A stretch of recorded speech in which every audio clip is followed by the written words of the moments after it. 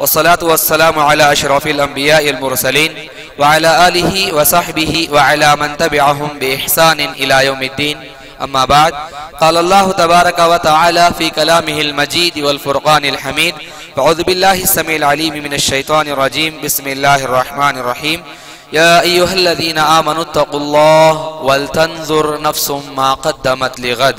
अल्लाह ने फरमाया, ऐ ईमान वालो, इससे मुराद हम हैं। हमारे लिए अल्लाह कह रहा है, आइए हम मिलकर देखें हमारा रब हमारे लिए क्या कह रहा है। ऐ ईमान वालो इत्तक़ुल्लाह, तुम अल्लाह से डरो। अल्लाह पुकार करके हमें करीब करके कह रहा है, तुम मुझसे डरो। वल तंजुर नफ्सुम मा क़द्दमत लिग़द, तुम में के हर इंसान को चाहिए कि कल की आने वाली जिंदगी के लिए उसने क्या तैयारियां कर रखी हैं, उसको जरा गौर करो। देखो कि तुमने क्या तैयारी करके बाद में आने वाली जिंदगी को तुमने भेज रखा है, उसके ताल्लुक से गौर करो। इस बात पर गौर फिक्र करने की आयत करीमा हमें दावत देती है। अब इस बात को समझाने के लिए मैं एक मिसाल दूंगा। बज़ाहिर अजीब व गरीब और दुनियावी मिसाल आपको लगेगी, लेकिन एक जबरदस्त हकीकत को आपके सामने खोल कर रख देगी। मैं समझता हूं कि आप लोगों ने इससे पहले भी इस मिसाल को सुना होगा। समझ लीजिए, इस मिसाल का आगाज हम ऐसे करेंगे। हमारे ही हिंदुस्तान के अंदर से 3 आदमी सफर करके निकले, गल्फ कंट्री गए।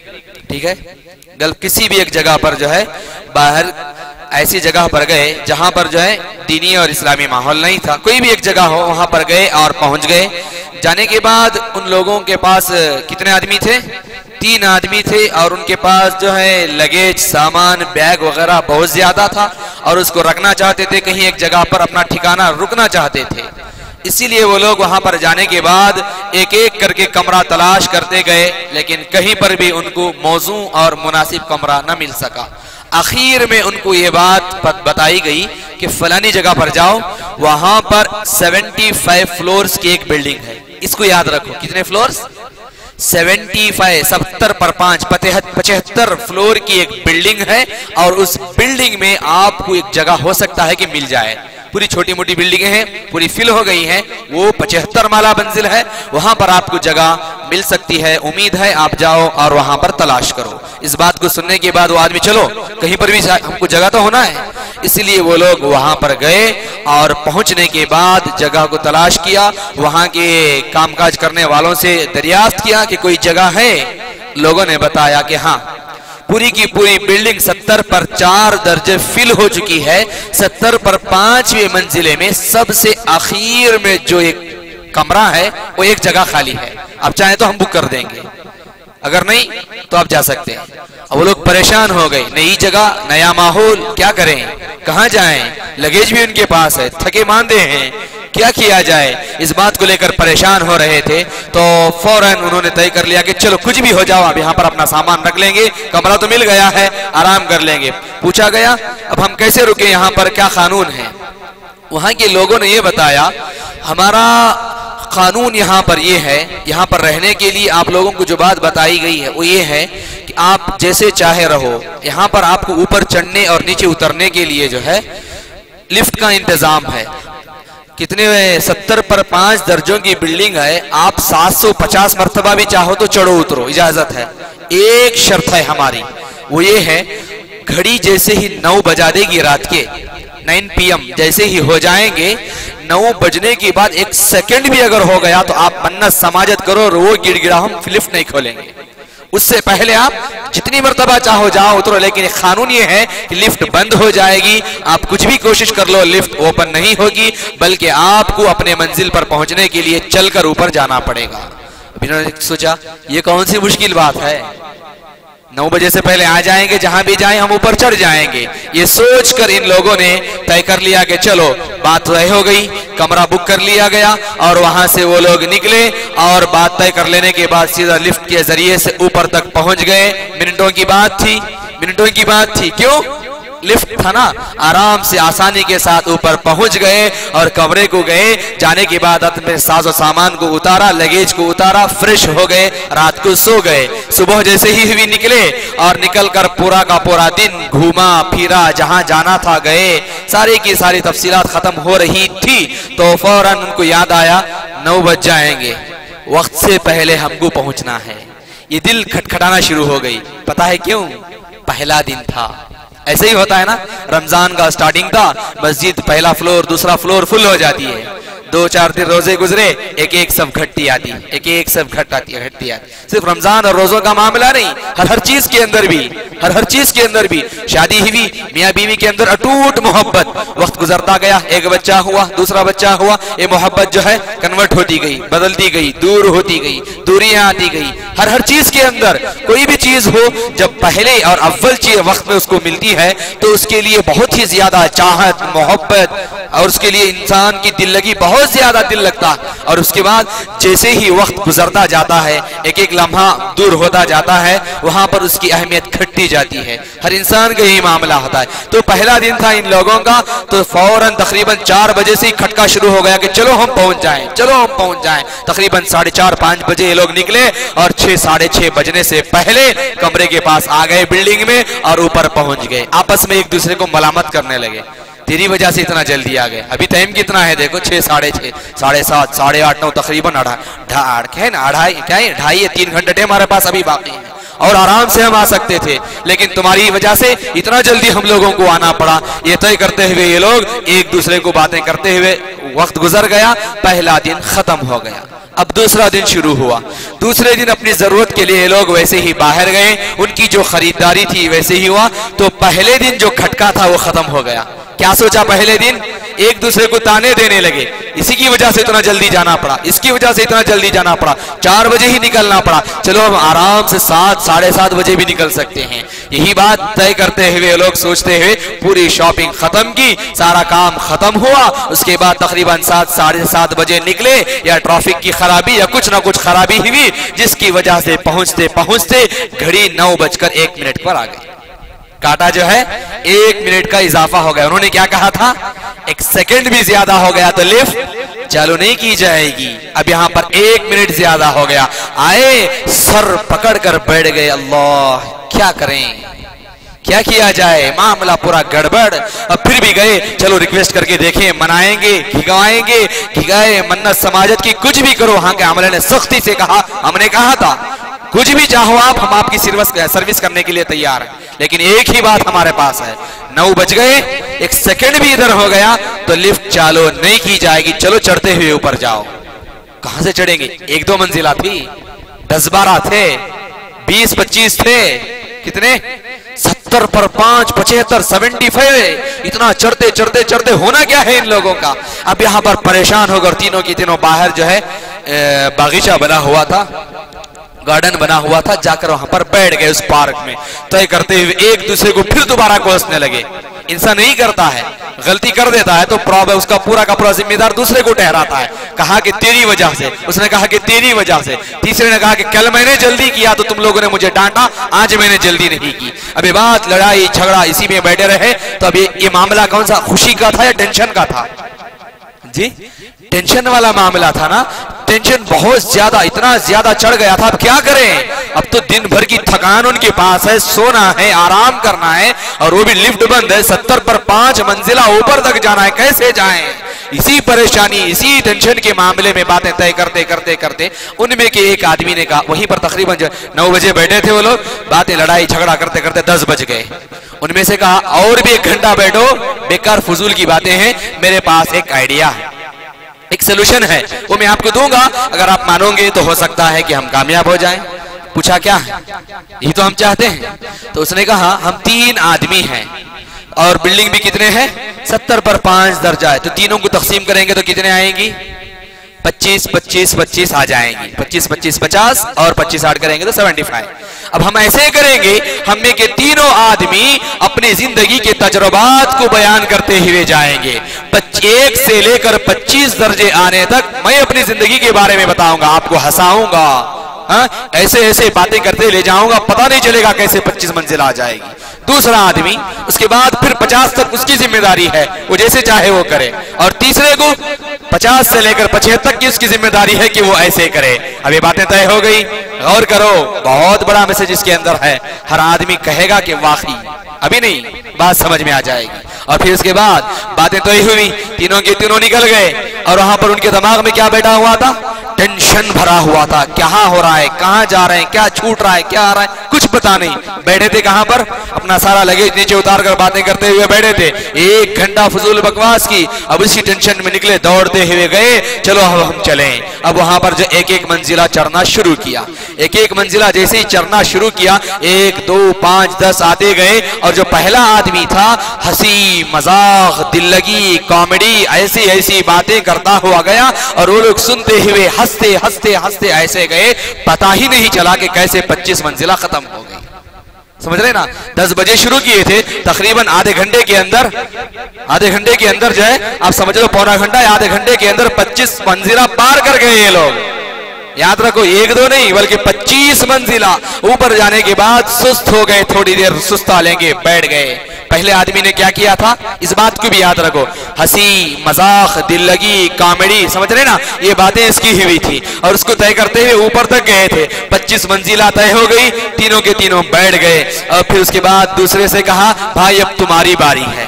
अब उसने कहा कि चलो हम भी करेंगे। अब वो आदमी उठा, अब वहां पर जैसे ही उठा, पहले वाली चुस्ती, पहले वाला चाक व चौबंद, पहले वाली ताकत, पहले वाला जज्बा नहीं था, ठंडा पड़ गया था। क्यों?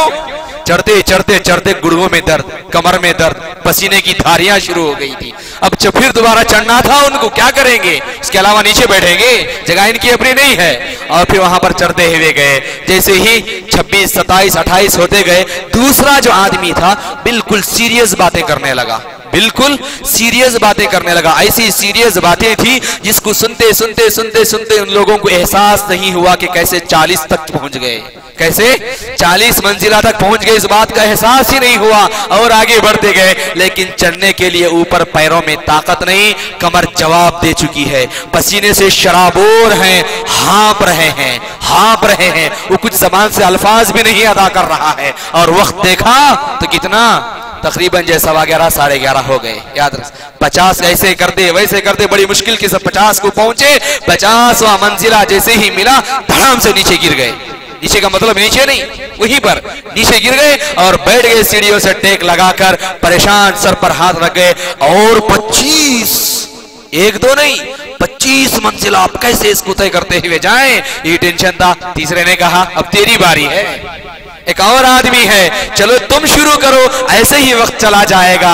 अब यहाँ पर पहले ही से तो उनके गुड़गे कमर सब जवाब दे चुकी थी, अब तो सब कुछ जवाब दे चुका था, चढ़ने की ताकत नहीं थी। 1 2 नहीं मेरे भाई, कितने 50 मंजिला चढ़ते चढ़ते चढ़ते ऊपर गए थे। अब वहां से और भी 25 बाकी थे। तीसरे से कहा कि चलो कुछ भी हो जाओ, थोड़ी और मेहनत लगेगी, उसके बाद हम ऊपर पहुंच जाएंगे। ये बोलता कहां से, हाँप रहा है, पूरी सांस फूल रही है उसकी, कोई अल्फाज उसकी जबान से अदा नहीं हो रहे हैं, पर फिर भी अपनी जिंदगी के ऐसे तल्ख तजुर्बात उसने बयान किए, दुख भरी दास्तान सुनाया, ऐसे किस्से सुनाए जिसको सुनते सुनते सुन के इनकी आंखों से भी आंसू निकलने लगे। पता नहीं कि रो रहे हैं या पसीना है, ऐसे ज्यादा रोते रोते रोते ऊपर गए। पूरे कपड़ों से जो है निथारेंगे तो पूरा पसीना निकलेगा जैसे कि पानी।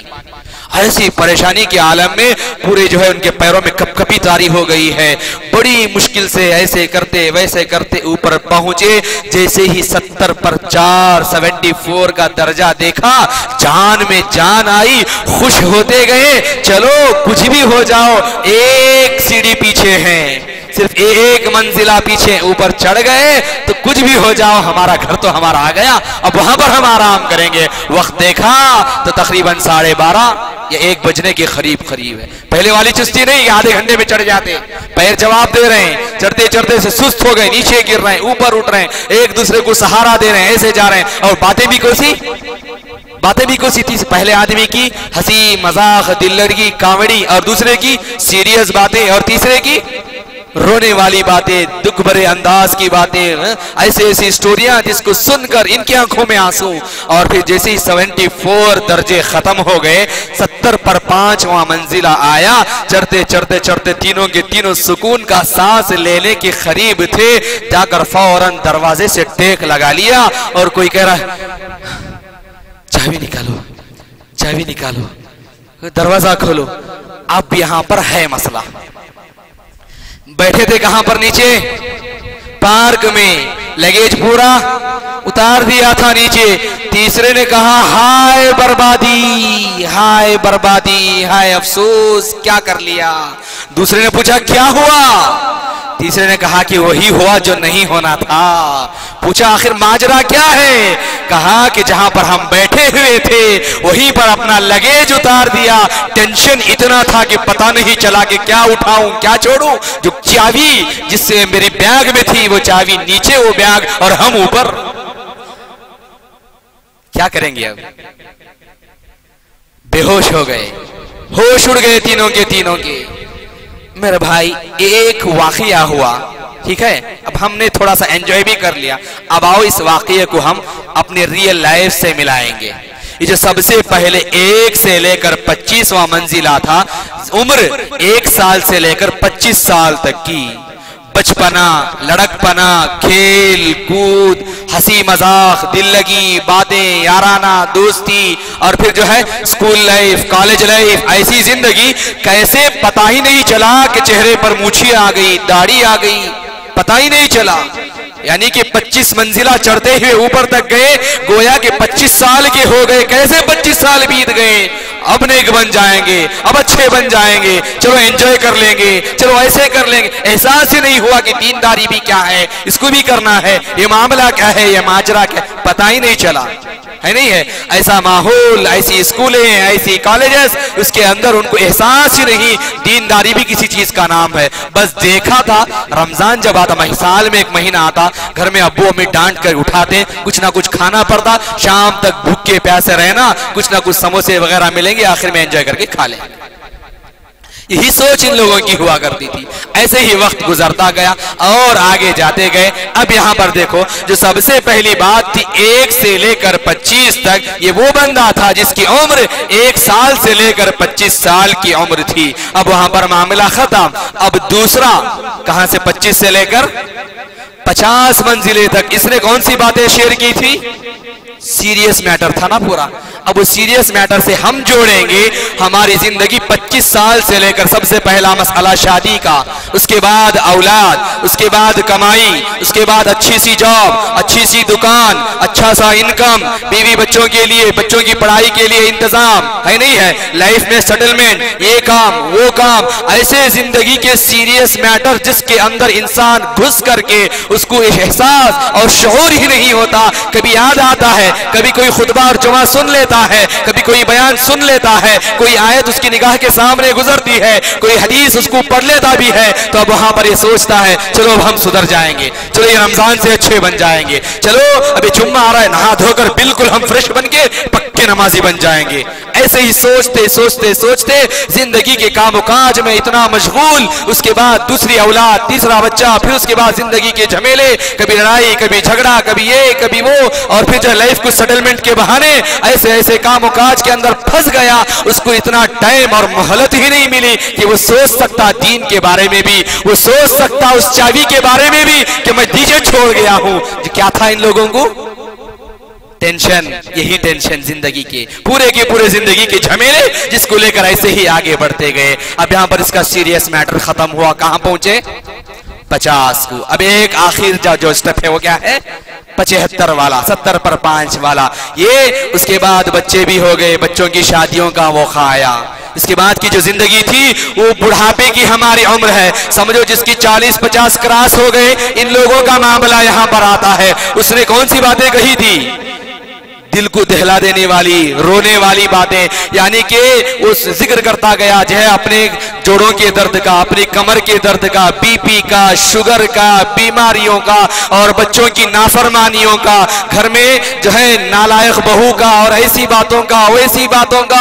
और वो चाहता है कि एक नया माहौल उसको आ गया। पहले कहीं जगह पर रहा करता था, अपना घर छूट गया, अपना कारोबार छूट गया, दूसरी जगह पर पहुंच गया, नए दोस्त मिल गए, नए अहबाब मिल गए, नई जगह आ गई, पुराने दोस्त याद आते हैं उसको, दिल की बातें शेयर करना चाहता है लेकिन वो लोग वहां पर मौजूद नहीं, चाहता है कि अपना दिल का दुखड़ा किसी खास दोस्त को सुनाओ लेकिन वो खबर के घड़े में मौजूद है, चाहता है कि कुछ ना कुछ किसी के सामने शेयर करो लेकिन कोई सुनने को तैयार नहीं, बच्चों से चाहता है कि वो मेरे साथ ऐसा सुलूक करें लेकिन वो जैसा वो चाहता है वैसा सुलूक बच्चों से नहीं मिलता, वहां से भी बिल्कुल नेगेटिव पॉइंट्स को मिला करते हैं, इतना टेंशन लेकर अपनी जिंदगी गुजारता है, रोता है, गिड़गिड़ाता है, घुटता है अंदर ही अंदर, यानी कि बुढ़ापा जैसे ही आ गया, ये बीमारियां, फलानी बीमारियां, खांसी, बलगम है नहीं है, दम्मा और फिर बीपी, शुगर और फिर बच्चों की नाफरमानियां और वालिदा दूसरे खानदान कबीले के दूसरे बच्चों की जबान नाराजियां और फिर बच्चों की शादी के मामले की बातें, दूसरा जिंदगी की परेशानियां, जो कुछ भी उसने किया था, पुराने पाप याद आते हैं, पुरानी नाफरमानियां याद आती हैं, ये सारी की सारी जिंदगी 50 से लेकर 75 साल तक, आखिर में जाते जाते जाते हर इंसान को चाहे 10 हो, 20 हो या 60, 70 हो या 75 साल क्यों ना हो, किसी न किसी मौके पर जिंदगी के मौत की दस्तक उसे आती है, जैसे कि उनको उनकी मंजिल आनी थी, आखिर में 70 पर 5वें मंजिले पर उनको अपना घर मिलना था, वैसे ही हर इंसान को उसका पहला घर यानी कि कब्र, जो दरवाजा उसका आखिरत का दरवाजा कब्र है, वहां पर उसको पहुंचा दिया जाएगा, जैसे ही मौत के फरिश्तों को अपनी आंखों से देखेगा तब रोएगा, तब चिल्लाएगा, हारे चाबी कहां गई कीली, अरे वो तो मैं नीचे छोड़कर आ गया, पलट कर देखता है अपनी पुरानी जिंदगी को और तब उसको याद आता है कि मैं जो कहां कहां मौका था, कैसे कैसे रब ने मुझे मौके फराहम किए थे, पर मैं अपनी नादानियों से इन मौके को गुमाता चला गया, एक एक करके सुनहरे औकात को मैंने छोड़ दिया, अल्लाह अब यहां पर चाहता है कि थोड़ी सी मोहलत दे दे, तौबा कर लूं। अल्लाह ने क्या कहा, आपने पढ़ा है, फिरौन जैसा सरकश, उसने भी दरिया में डूबते हुए मौत को अपनी आंखों से देख लिया, पुकारा, आमनतु बिरब्बि मूसा व हारून, मूसा और हारून के रब पर मैं ईमान लाता हूं। रब ने क्या कहा, आल-आन, अब वक़द असैत क़ब्ल व कुन्त मिनल मुफ़सिदीन, इससे पहले तेरी पूरी जिंदगी नाफरमानियों से भरी हुई है, तो जमीन में फसाद बर्पा करने वालों में से था। आज हमको गौर करना है, ये जो चाबी है रब की रिजा की चाबी है, अल्लाह की खुशनुदी की चाबी है, जिंदगी के हर मोड़ में हर लम्हे गीबत करने वाले, चारी चुगली करने वाले, पीठ पीछे बुराई बयान करने वाले और दूसरे गुनाहों के पीछे पड़ने वाले, जिनाहकारियां, अय्याशियां, रब की अल्लाह के फराइज को तोड़ने वाले, रसूलुल्लाह की सुन्नतों को पामाल करने वाले, सोचना है मुझे किसी न किसी मोड़ पर मुझे भी वो दरवाजा आने वाला है, मुझे इस दुनिया को छोड़ करके वहां पर जाना है, फरिश्ता आ जाएगा, अगर मेरे पास रब की रिजा की चाबी नहीं तो किस चीज से मैं अल्लाह की रहमत का मुस्तहिक बनूंगा, कौन सी चीज होगी जो मुझे जन्नत का दरवाजा खोल कर दे देगी। हर इंसान को सोचना होगा, ये सोचकर अपनी जिंदगी गुजारना होगा। सामाईन इकराम और मेरी माँ और बहनों, ये रमजान का महीना अल्लाह रब्बुल आलमीन ने हमें दिया, इसके तकरीबन जो है 26-27 दिन गुजर गए, नहीं है 26 और 27 दिन गुजर गए, बकिया 3 या 4 दिन, 2 या 3 दिन बाकी रह गए हैं। गौर करके देखो, अब यहाँ पर अगर हम ये सोचें चलो अब 2 दिन हैं, इसको छोड़ दें, जैसे गुजारा वैसे ही गुजर जाने दो, आइंदा रमजान हम जमकर इबादत करेंगे, आइंदा रमजान हम क़ियामुल लैल को मुकम्मल करेंगे, आइंदा रमजान हम रोजों को पूरा करेंगे, आइंदा रमजान हम तिलावत कलाम पूरे तरीके से कर लेंगे, अगर ये सोचकर हमने अपनी जिंदगी गुजारा, ये तो ऐसा ही मेरे भाई गोया कि आइंदा साल तक जीने की सर्टिफिकेट अल्लाह ने हमें दे दी। अरे जब रसूलुल्लाह सल्लल्लाहु अलैहि वसल्लम को जीने की सर्टिफिकेट नहीं मिली, और फिर जो है ऐसे सरकश, ऐसे बड़े बड़े लोग जो दुनिया के अंदर माने गए, फिरौन, हामान, शद्दाद, कारून, ऐसे लोगों को जीने की सर्टिफिकेट नहीं मिली, तो बताओ हमारे लिए कौन सी जीने की सर्टिफिकेट मिलती है नहीं है। अगर इस जिंदगी के अंदर, इस दुनिया में ये जिंदगी हमेशा के लिए होती तो सबसे बड़े मुस्तहिक रसूलुल्लाह इसके होते, जब उनको जीने की मोहलत नहीं मिली तो हम कौन सी लंबी लंबी उम्मीदें लेकर बैठ गए और ये सोचते रहे कि बाद में हम उसको मुकम्मल कर लेंगे, एक मौका आएगा बाद में सुधर जाएंगे। मेरे भाई पता नहीं चलता अब हम यहाँ से उठकर घर तक पहुंच पाएंगे या नहीं पाएंगे। जैसे कि आज ही का वाकया मैंने आपके सामने बताया, निकला सऊदी से किसके लिए, भटकल में ईद करूंगा, लेकिन आज वो कल सुबह दोपहर होने से पहले कब्रिस्तान को पहुंचा दिया जाएगा। ईदगाह नहीं जाएगा, अपने घर के बिस्तर पर, अपने घर के तकिए पर अपना सर नहीं रखेगा, बल्कि मिट्टी ही उसका तकिया और बिछोना होगी। हम ये ना सोचे उसके लिए, हर इंसान का यही मुकद्दर है मेरे भाई, हर इंसान का यही मुकद्दर है। जैसे कि मैंने कहा था, आज हम यहाँ पर बैठे हुए हैं, पता नहीं आइंदा साल का रमजान अल्लाह रब्बुल आलमीन हमें मुकद्दर करे या ना करे, है नहीं है। गुज़िश्ता साल इन्हीं मौकों पर, इन्हीं सरजमीनों पर हमारे माँ बाप, हमारे रिश्तेदार, हमारे बहन भाई कितने लोग थे जो आज यहाँ पर मौजूद नहीं है। आज वो कब्रिस्तानों में अपनी कब्रों के गड्ढे में लेटकर अपने साबिका आमाल का हिसाब देने में मसरूफ हैं, है नहीं है। अगर वो नेक थे, नेक सलूक बुरे थे, तो उनकी कब्र क्या हो जाएगी, आपने सुना और पढ़ा है। वो तफसील में न जाते हुए बताना ये चाहता हूं, अल्लाह ने फरमाया या अय्युहल्लज़ीना आमनु तक़ुल्लाह वल तंजुर नफ्सुम मा क़द्दमत लिग़द, यानी कि अपनी बाद वाली जिंदगी के लिए कुछ तैयारी करके रख लो, ऐसा तोशा तैयार कर लो तो बाद में तुमको भूख लगने पर खाने के लिए मैसर हो जाए। अब तुमने तोशा न बनाया तो बाद में ऊपर जाकर अफसोस करेंगे, सर पकड़ेंगे, मेरी चाबी तो पीछे रह गई। तो बताओ, ऊपर 70 पर 5 माला वापस आ सकते? आएंगे भी तो फिर चढ़ेंगे? ये पॉसिबल है? ये फेंक सकेंगे उतनी ऊपर कि तुम पकड़ लो? नहीं हो सकता ना कि तुम कामयाब हो जाओ, ऐसे बिल्कुल नहीं है मेरे भाई। बताना ये चाहता हूं, अल्लाह ने ये मोहलत दी, ये जिंदगी दी, तो इसका जो है एंड टाइम हमें पता नहीं है कि किसकी लाइफ किस वक्त एंड होने वाली है। इसलिए ये जिंदगी जितनी है उसी को गनीमत जानते हुए अल्लाह के नबी सल्लल्लाहु अलैहि वसल्लम ने फरमाया, अपनी नमाज को आखिरी नमाज समझकर पढ़ो। आज मैं आप लोगों के सामने ये दावत दे रहा हूं, अपनी जिंदगी के इस रमजान को आखिरी रमजान समझकर इबादत करो और अपनी इबादतों के अंदर भी वो लज्जत, वो मज़ा को तलाश करो। रसूलुल्लाह सल्लल्लाहु अलैहि वसल्लम ने फरमाया, ज़ाक़ तामुल ईमान, ज़ाक़ तामुल ईमान, अल्लाह के उस बंदों और बंदियों ने ईमान का मजा चख लिया, ईमान का मजा चख लिया। लंबी अलग अलग रिवायतें हैं, तो यहाँ पर मैं बताना ये चाहता हूँ, तो नाक का एक मजा है, अच्छी खुशबू सूंघना चाहते हैं हम, कान का एक मजा है, अच्छी आवाज सुनना चाहते हैं हम, जबान का एक मजा है, अच्छी चीज चखना चाहते हैं हम, है नहीं है। हर चीज का एक मजा, आंखों का एक मजा, अच्छा नजारा देखना चाहते हैं हम। तो वैसे ही इस हदीस से पता चला ईमान का भी एक मजा है। अल्लाह के नबी ने फरमाया ईमान का भी एक मजा है। अल्लाह के उस बंदे और उस बंदियों ने ईमान का मजा चख लिया, तो किन बंदों को, किन बंदियों ने, 3 अलग रिवायतों के बारे में तफसील है, उसमें न जाते हुए ये बताना चाहता हूं, एक मर्तबा ईमान का मजा क्या है, एक झलक आपको दूं, एक वाकया बताऊं मैं। एक मर्तबा अब्बाद इब्ने बिश्र रज़ियल्लाहु अन्हु, नाम सुना?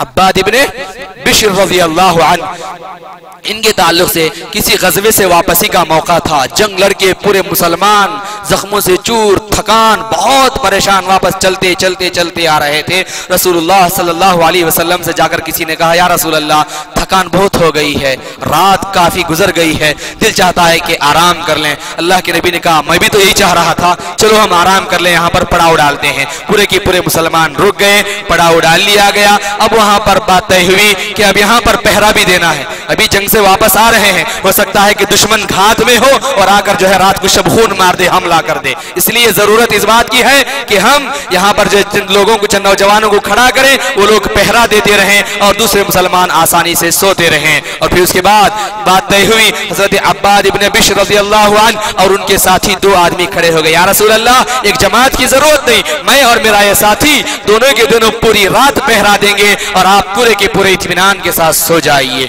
अल्लाह के नबी ने कहा ठीक है, बात तय हो गई। अल्लाह के नबी ने कहा ठीक है। फिर उसके बाद पूरे के पूरे मुसलमान सुकून व इत्मीनान के साथ सो गए और ये दोनों बहुत जख्मों से चूर थे और जो है थकान बहुत ज्यादा थी। जैसे ही सर लगाया नींद आ गई, पूरे मुसलमान सो गए। बाकी रह जाने वाले ये 2 कौन, हजरत अब्बाद इब्ने बिश्र रज़ियल्लाहु अन्हु और उनके साथी, ये दोनों जाग रहे थे और बैठे बातें कर रहे थे। बातें करते करते हजरत अब्बाद इब्ने बिश्र रज़ियल्लाहु अन्हु ने कहा, मेरे भाई बात ये है कि हम पूरे के पूरे सो गए, अब हम दोनों जाग रहे हैं, हम दोनों ऐसे ही क्यों जागे, एक समझौता हम कर लेते हैं कि थोड़ी देर तुम सो जाओ, मैं जागता हूं, उसके बाद मैं तुमको जगा दूंगा, तुम जागो, मैं सो जाता हूं। बस समझ में आ गई ना? उन्होंने कहा आज बात तो अच्छी है, ठीक है।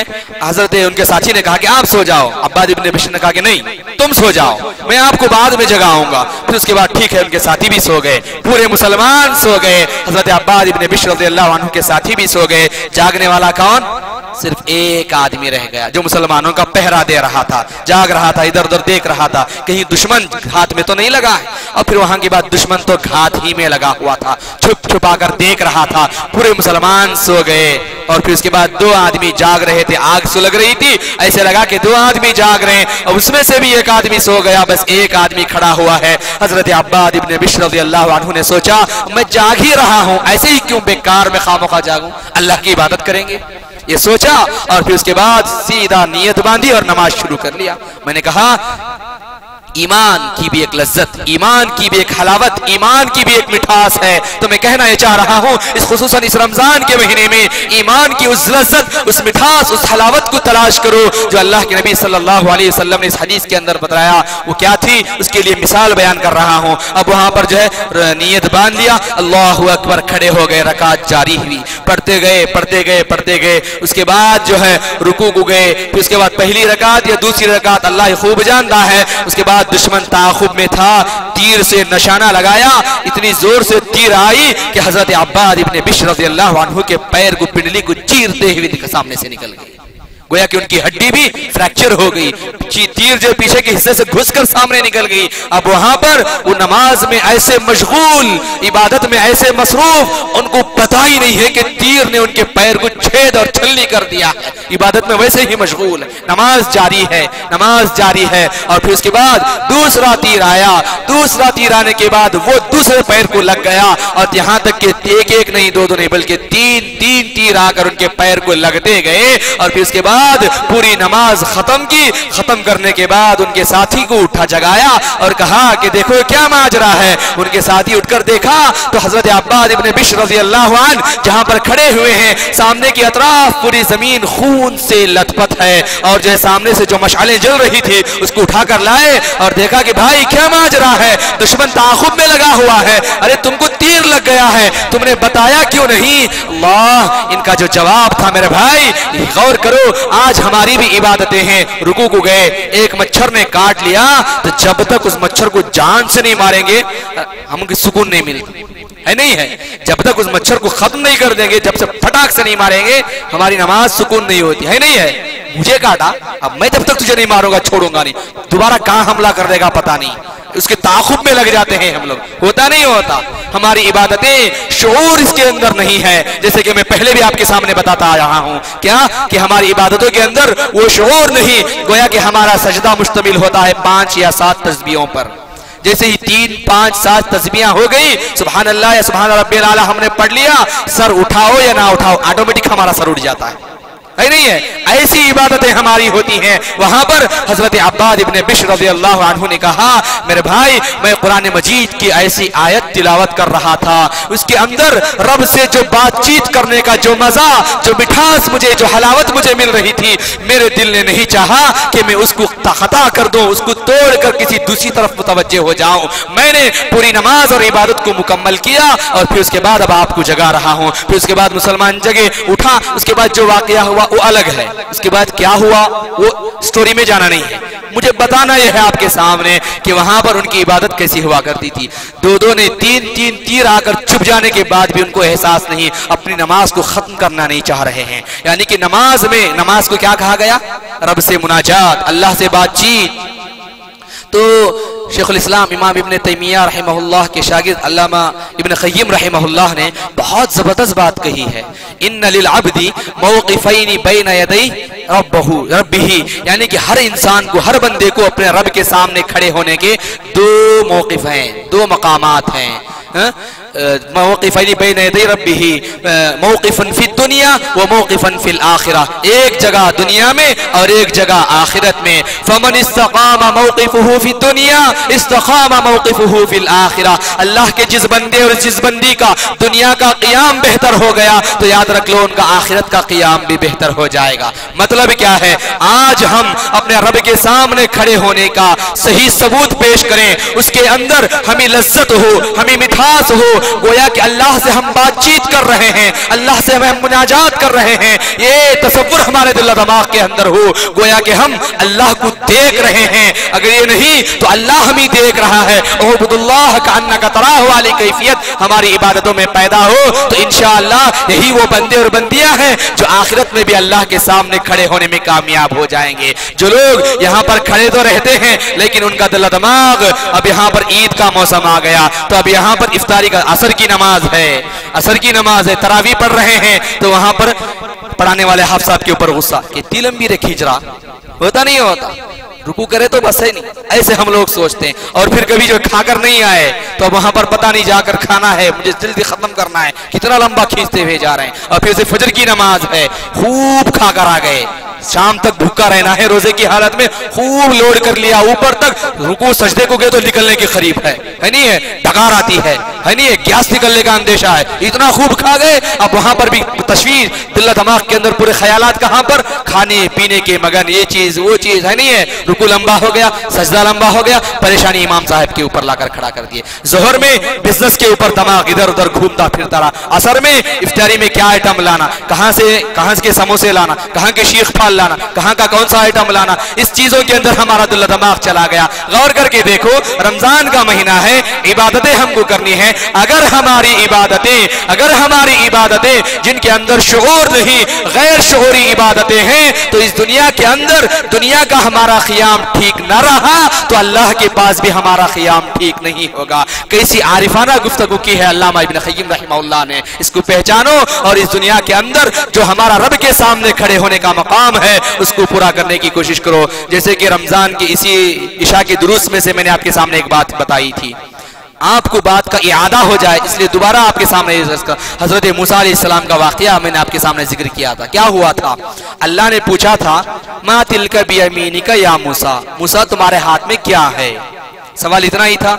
हजरत मूसा कहते ही आसाई, ये मेरी लाठी है। जवाब मुकम्मल था नहीं था, लेकिन हजरत मूसा क्या किए, अतवक्कउ अलैहा व अहुश्शु बिहा अला वलियफीहा मारिब उखरा, इससे मैं जो टेक लगाता हूँ, मेरी बकरियों को इससे हकालता हूँ, मेरी बकरियों के लिए पत्ते झड़ाता हूँ और मेरे दूसरे काम भी हैं अल्लाह, मैं ये करता हूँ वो करता हूँ। यानी कि हजरत मूसा अलैहिस्सलाम को अल्लाह से बातचीत करने के लिए वो जो टाइम था, वो जो वक्त था, उसको और ज्यादा दराज करना चाहते थे। उसमें जो लज्जत, जो मिठास उनको मिल रही थी, और देर वहां पर खड़ा होना चाहते थे। वैसे ही जैसे कि रसूलुल्लाह सल्लल्लाहु अलैहि वसल्लम सूरह बकरा की पूरी तिलावत एक एक रकात में, दो रकातों में किया करते थे, है नहीं है, पैरों में वर्म आ जाया करता था। ऐसी इबादतें रसूलुल्लाह सल्लल्लाहु अलैहि वसल्लम किया करते थे। बताना ये चाहता हूँ, सिर्फ क़ियाम, सिर्फ नमाज ही नहीं, रमजान की दूसरी इबादतें से ही सही और हमारी अपनी जिंदगी की दूसरी इबादतें भी सही, उसको अल्लाह रब्बुल आलमीन को राजी और खुश करना है।